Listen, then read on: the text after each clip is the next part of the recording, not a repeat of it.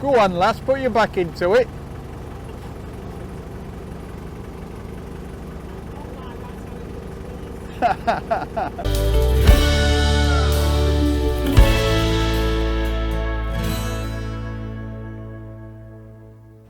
Morning everybody. We are on the Wigan Flight. We've done the first 2 locks. We're teamed up with Gilbert and Connie. No lockies as yet, but we do believe there may be some looming. It is a bit wet. It's raining, or it has rained. This gate looks like it's a bit stuck, so apologies for not paying attention to you. I'm just trying to thread myself into the next lock. Not quite sure how much video we're going to be able to get. It is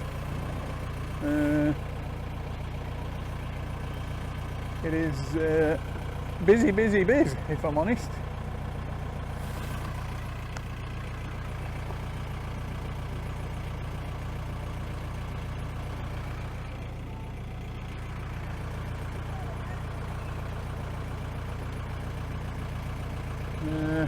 Lots of concentration here so I don't smash the gate up.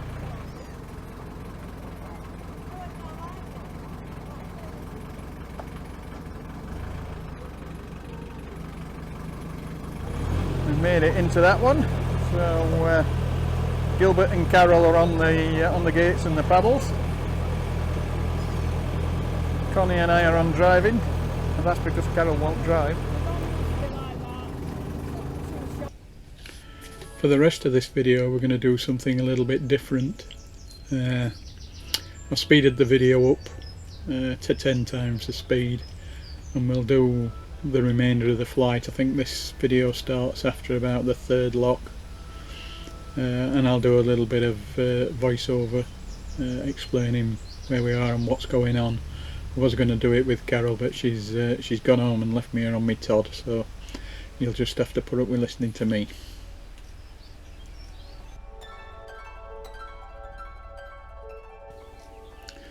So the Wigan Flight starts at lock 65 and it progresses on to, I believe, lock 87, so some 20 odd locks there.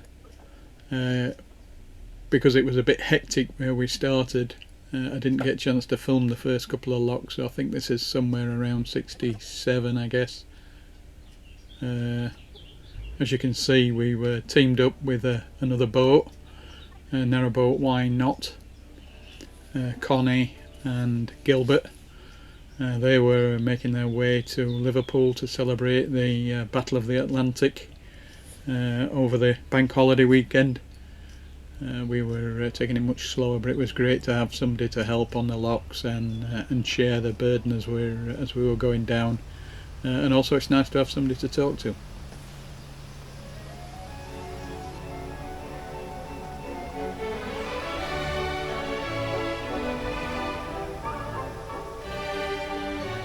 As you'll see here in a moment, a little bit clumsy on my part. I didn't drop the camera for the bridge quick enough. Luckily there was no damage done, and I kept my eye on it for the rest of them.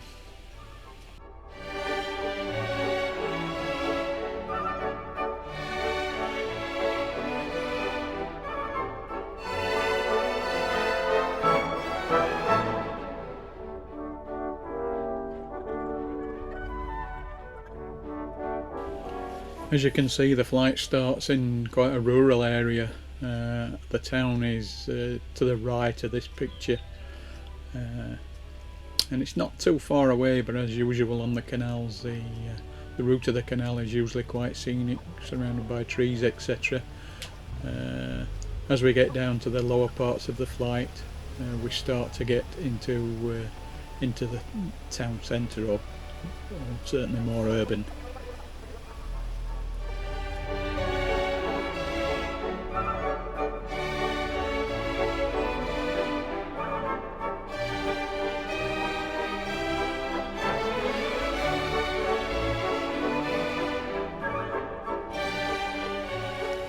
As you can see, this is a flight, not a staircase lock. The difference being that on a flight you've got a pound in between each lock. A staircase is basically you move out of one lock into the next. So one set of doors becomes the top of one lock and the bottom set of the next lock. This is a flight, so you've got a few hundred yards between each of the locks. There is always the risk of the pounds running dry, and you'll see one of these the pound was down by about a foot, so we had to stay to the centre of the channel to avoid any problems.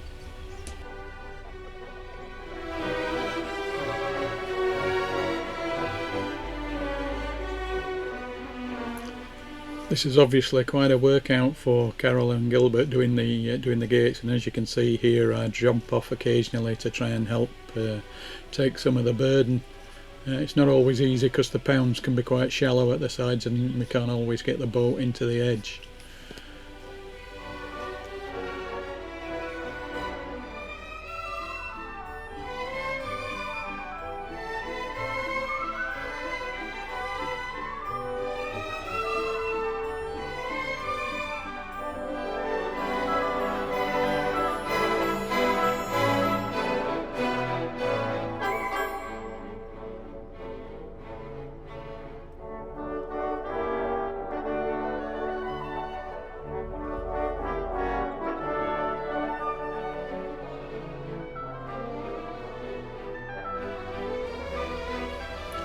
After we'd done the first few, you get into a bit of a rhythm. I was jumping off once we were in the lock, setting the paddle going on the far side to take a bit of load off of Carol, who'd already worked the paddles to set the lock in our favour, and then jumping back on the boat, ready to move on to the next one once we'd reached the level.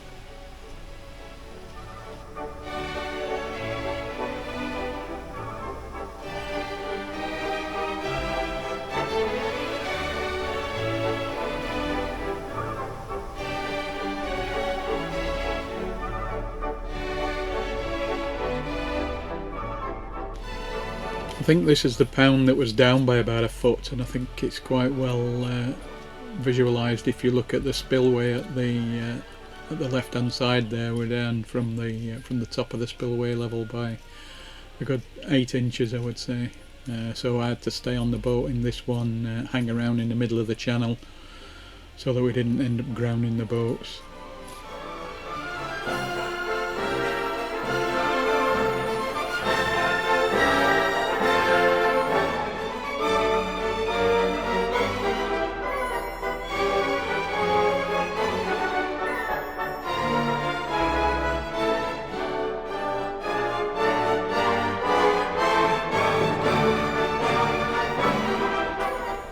As you can see, Y Knot is beautifully prepared for the celebration this weekend. Gilbert had actually washed it up at the top of the locks the night before. Really shamed TOMMi. She looks a bit scruffy compared.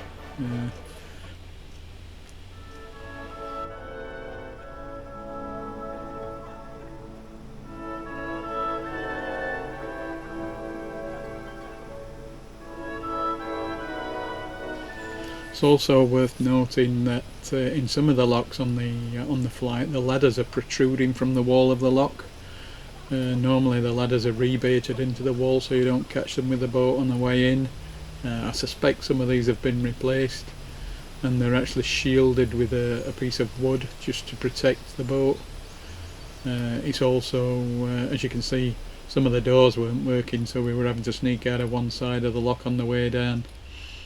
Gilbert had a crib sheet which must be available online somewhere, which gives you the current state of the lock system, you know, any tricky doors or paddles that might be sticking or out of function. So it's always handy to get hold of that before you come down the flight to help with the understanding of what's coming up on each lock.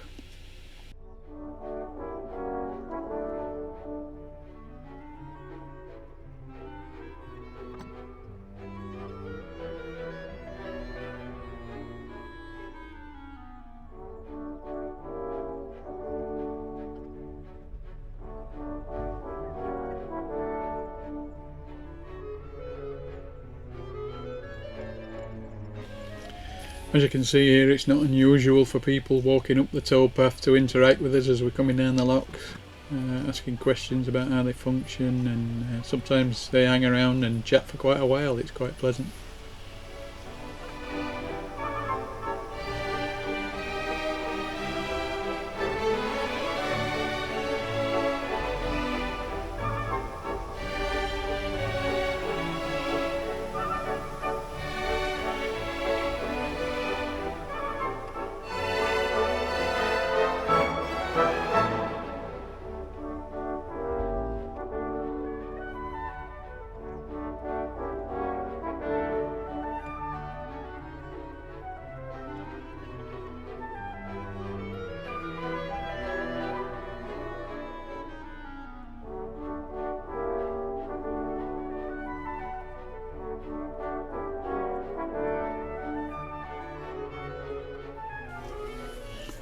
Looking at Google Maps, the flight stretches over about 2.5 miles from Lock 65 to Lock 87, so it's a fair old walk.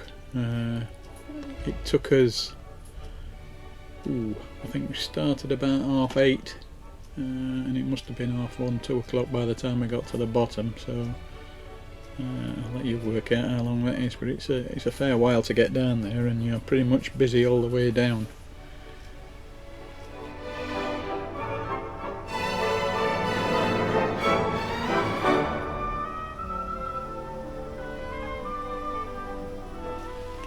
As you can see here, Connie has relinquished the helming of the boat, and I think it was their grandson who came down to assist, and he took over driving the boat for the next few locks into town.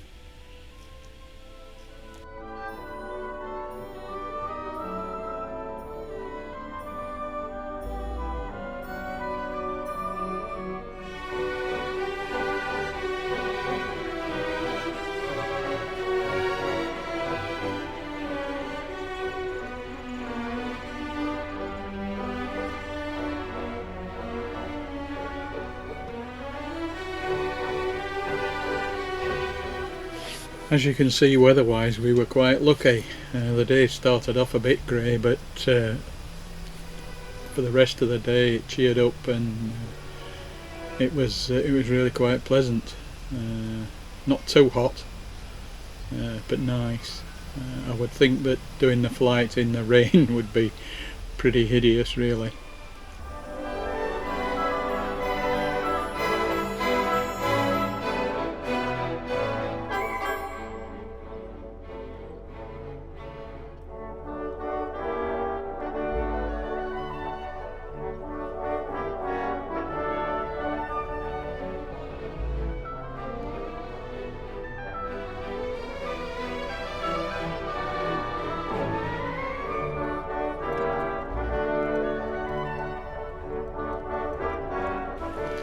I think it was also quite nice doing it at this time of year. It's springtime, all the trees have come into leaf. It's really pretty on the way down.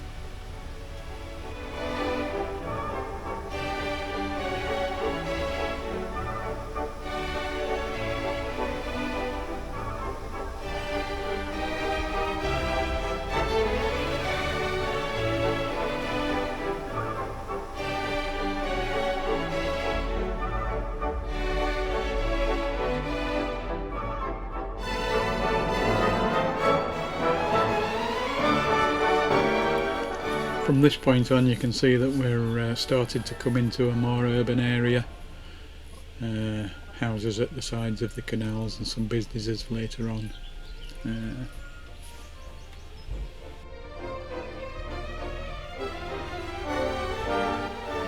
On this lock here you can see Peter, the lock volunteer, who also runs the Facebook page, I think, where we were able to put a post on and tell people we were coming down, forewarn Peter, and also managed to make contact with Connie and Gilbert to pair up to come down. So that's really helpful. Peter, there were a couple of boats, single-handed boats, following us. So Peter helped us on this lock, and then he made his way back up to try and help the guys who were single-handing on their way down.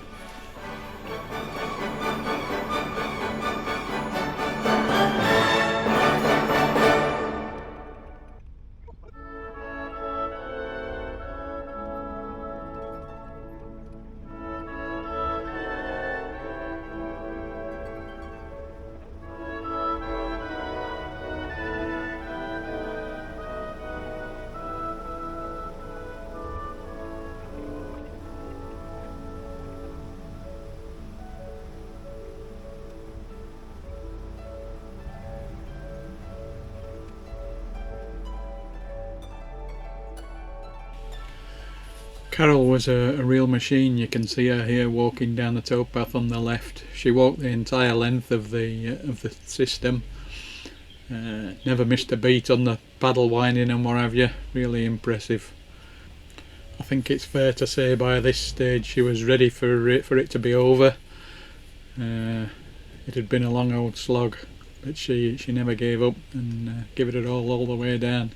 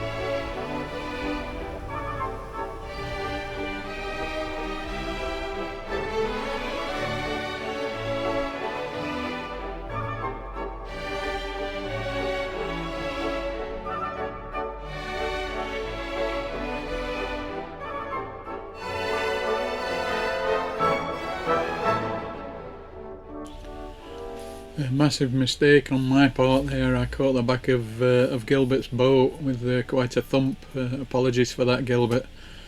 I didn't see the back swinging over.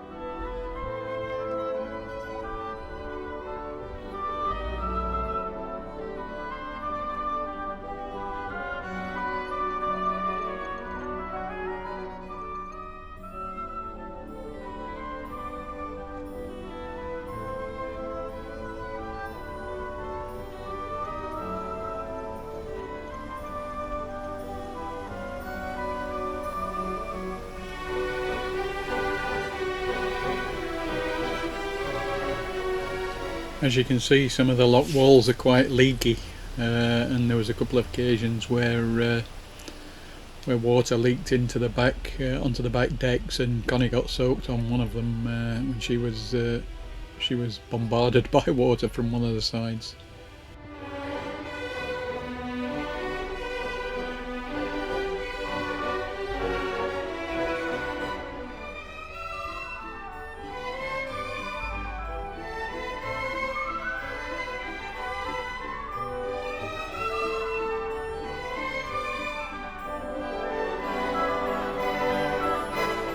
This is the lock where the four gates there have got like cranking handles to open them, because there's not enough room to get a full lock arm on. They were interesting. We hadn't done that sort of thing before.